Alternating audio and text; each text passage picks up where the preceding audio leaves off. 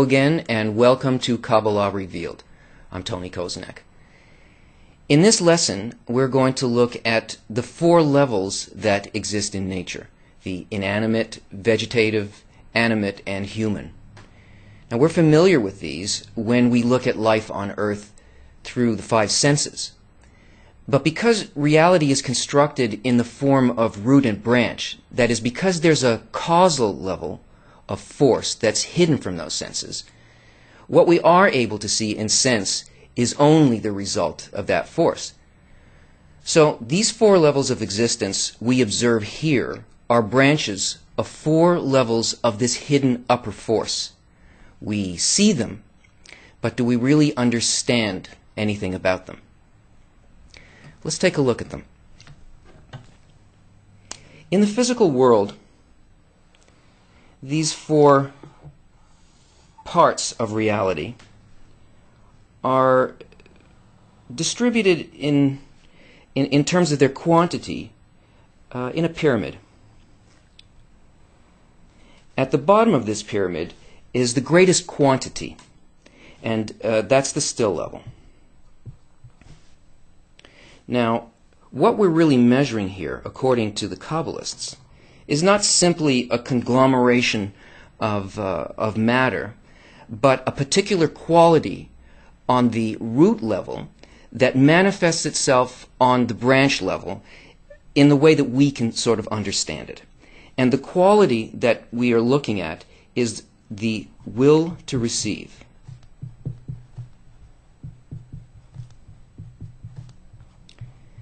This is the only thing that exists in the physical world, so everything that we see here is an expression of that. That's why on the still level, we have all the hard matter in the universe, all the rocks, all the planets, and so on. And they have the greatest number of things are in the still, because the still only has a tiny amount of will to receive, only this level here. It hardly has any will to receive. So therefore it has very little will to change, ability to change, and it takes tremendous forces to get it to move in any way. Above that is the vegetative level.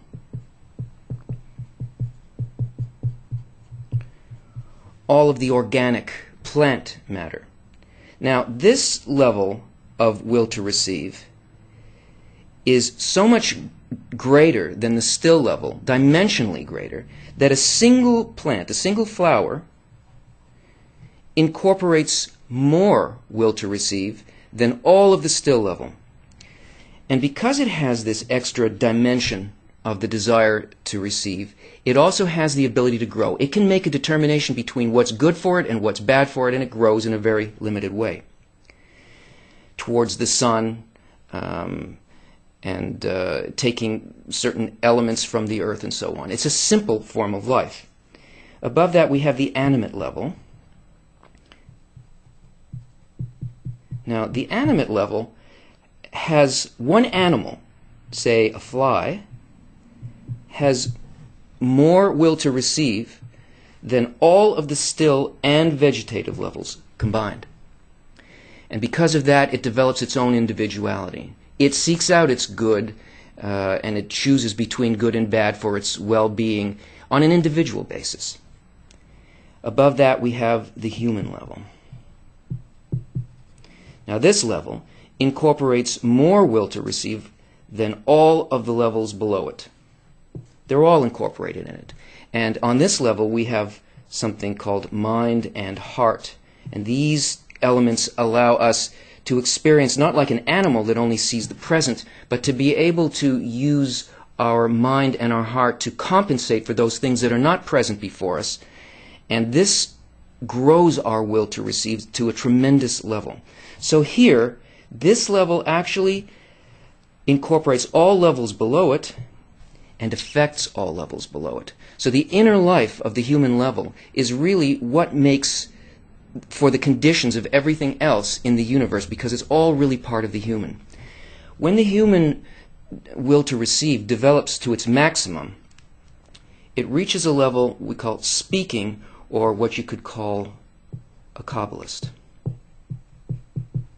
Now, an entirely different order appears at this point. And these very same levels, 4 levels, are then experienced, or at least it's possible to experience them, in the spiritual realm. And here we see them laid out in a slightly different way, because we're not just dealing with the quantity of one quality, but with a comparison of quantity against quality. Here, the still, animate, vegetative, and speaking go by different names. And you'll see them in scriptures. The still level is called palaces. The vegetative is called robes. The animate is called angels. And the speaking level is called souls.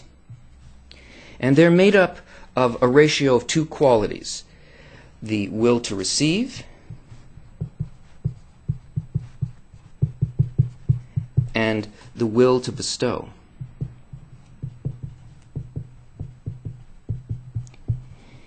In other words, once a person reaches this spiritual level, they go through a process by which the will to bestow becomes greater and greater and greater as the person ascends these levels. And then, of course, above all those, there is another level of pure bestowal, and that's called the Creator. Now, these are very mysterious terms that I'm sure you've seen in scriptures. Let's take the mystery out of them. Let's look at an article by Bala Salam that deals with exactly what this means. It is Shemadi article number 115 from the book Shemadi. And he describes it this way. Still. The still is something that does not have an authority of its own. Rather, it is under the authority of the landlord and must satisfy every wish and desire of its landlord. Now, remember, we are speaking here about the upper inner life. And we need to understand that the inanimate spiritual level has no freedom or power over itself, just as the physical level of still has no freedom. Because freedom and spiritual life begins with self-control. And a person who can't control his desires is regarded as spiritually inanimate. Now, a person who strives for the Creator will eventually come to a state where he clearly sees that he has no power over his nature. But this makes him ask the Creator for strength to control his egoism, and his egoism is really what constitutes his nature. He asks the upper force to give him power, but not just in order for him to do anything that he wants in this world. That's the way that the powerful people of this world act. They're very focused on one dominating desire, and all of their actions follow that desire. Because of that, that kind of a person becomes an even bigger egoist. All of his small desires only serve one overpowering selfish yearning, but the spiritual path is different. There, a man comes to a situation in which he wants to submit all of his desires to the Creator's will. And by doing that, he's actually expressing his free will. And at the same time, he's controlling his egoism. What he wants is for the Creator's qualities to rule over him. But the Creator already rules over him. He already governs him anyway. But still, the man aspires to achieve this state by his own free will. He himself wants to know, he wants to understand, and he wants to enjoy the Creator's power over him. And he wants to adapt all of his thoughts and all of his desires to that, the way that a horse adapts to a rider's commands. So in the inanimate state at the spiritual level, the person can't yet agree with all the actions that the Creator is going to perform with him.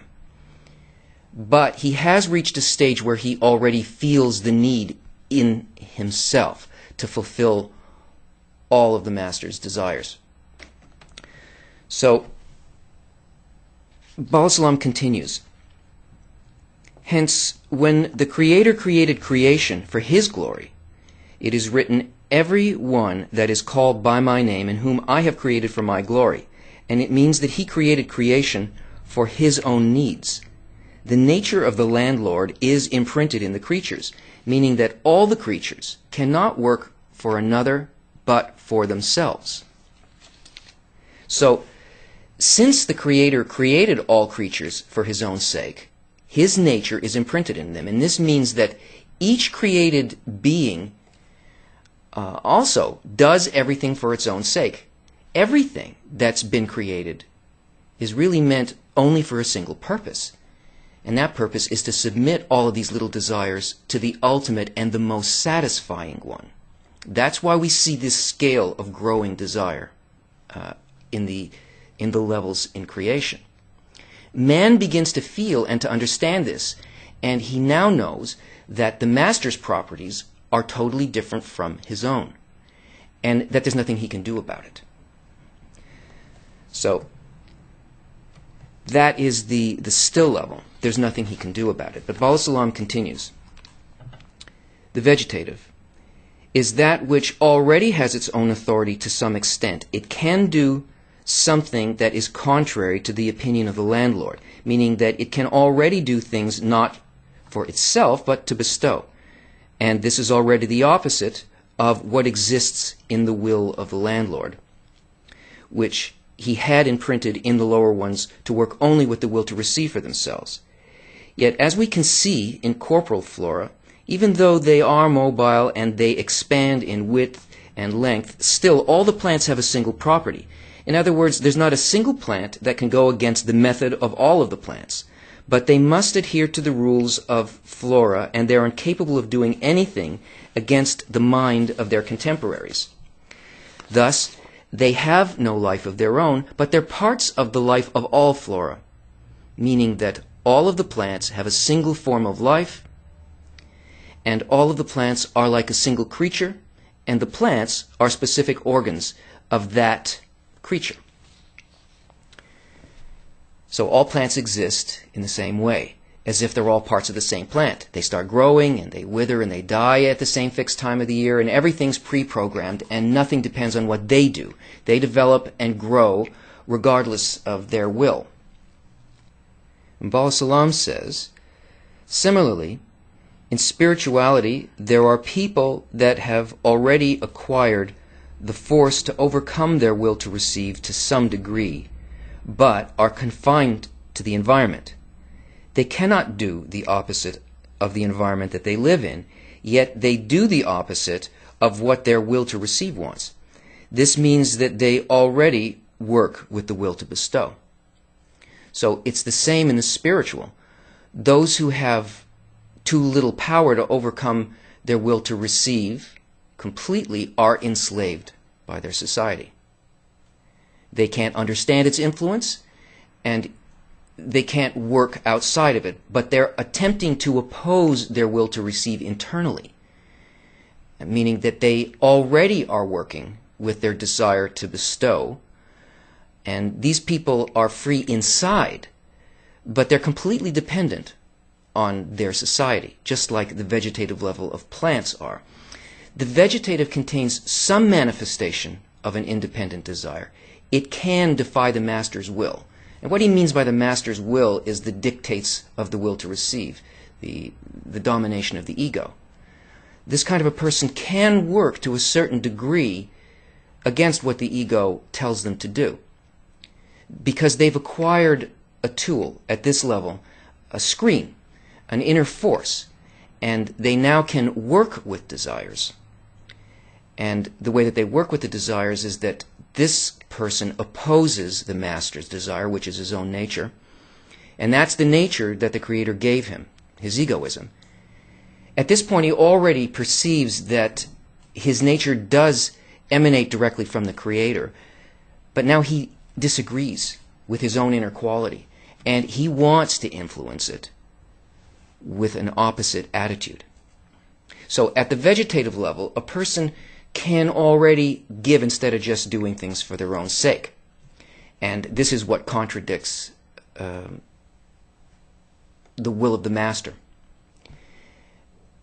This will to receive was given to us at that point at which we were created. So on one hand, the Creator put desire into us, and He wants to fill us.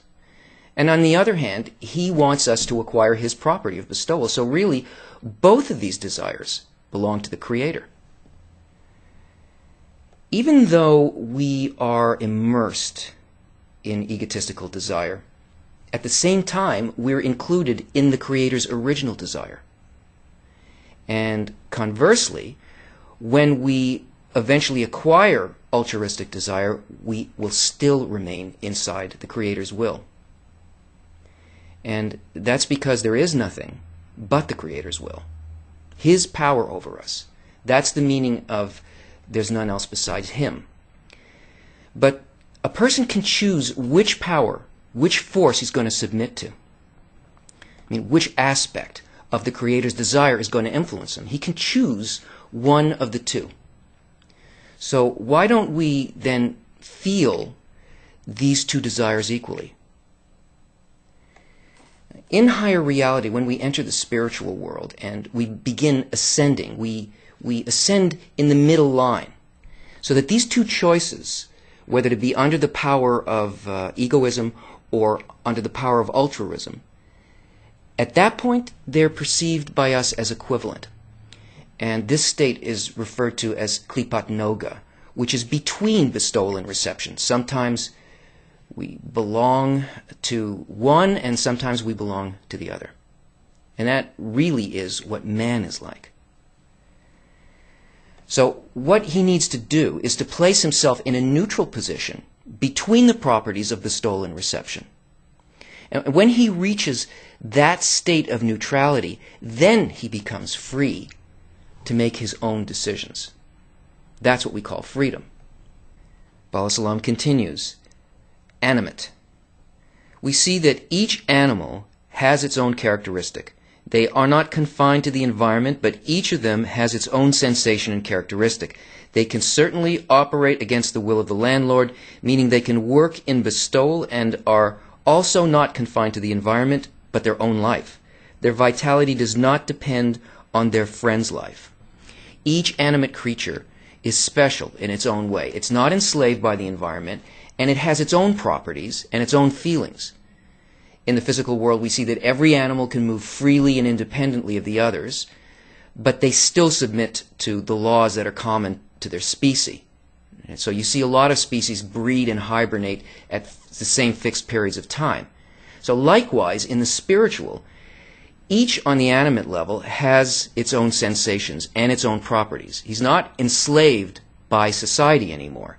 He has a greater degree of freedom to go against the master's will, against the will to receive, than the vegetative level. He can create his own environment. Now, he still somewhat needs his natural egoistic society, but he's not completely dependent on it. Yet, they cannot feel more than their own being. In other words, they have no sensation of the other, and naturally cannot care for the other. So, the animate level has a high degree of independence, but it lacks one very important thing. It only has the ability to sense itself. That's what it means by in the present. It doesn't feel others. And the highest states are the interconnected states. So he describes the speaking level. Speaking has virtues. 1, it acts against the will of the landlord. 2, it is not confined to its contemporaries like the vegetative, meaning it's independent from society. And 3, it also feels the other, and hence can care for them and complement them by feeling and regretting with the collective. It can also rejoice in the solace of the collective and receive from the past and from the future. Animals, however, only feel the present and only their own being. In other words, 1, he can completely defy the master's will. He can bestow rather than receive. 2, unlike plants, he doesn't depend on other people In other words, he doesn't depend on his environment to fill him. 3, he feels others, so he can take care of them and satisfy their needs. And that's what bestowal is. He has the capability to do pretty much what the Creator does. And his relationship to his society is that of an adult. He can create a society, and within that society, he can act completely against the master and create a society which is purely altruistic. And as he begins to nullify his egoistic properties, he finds himself increasingly interconnected with the society by choice. And he discovers that there is a true equality between him and the whole. And this is the level of absolute love, when man becomes equal to the Creator. He can share the suffering of society, which means that he acquires their desires, their empty vessels. He also shares their joys, which means that now he can fill their needs with the light within himself, so that all of society will feel it. By doing this, man rises to the root of his soul, and he includes all other souls. And in the likeness of the collective soul, Adam, he corrects all of them. Now, the others don't feel this correction yet, but the person at this level corrects the part of him that's in all of them. And by attaching them to himself as the corrected part of himself, he can reach his individual final correction. And now he can receive both from the past and the future, whereas the animate level of spirituality can only feel itself in the present. Join us again.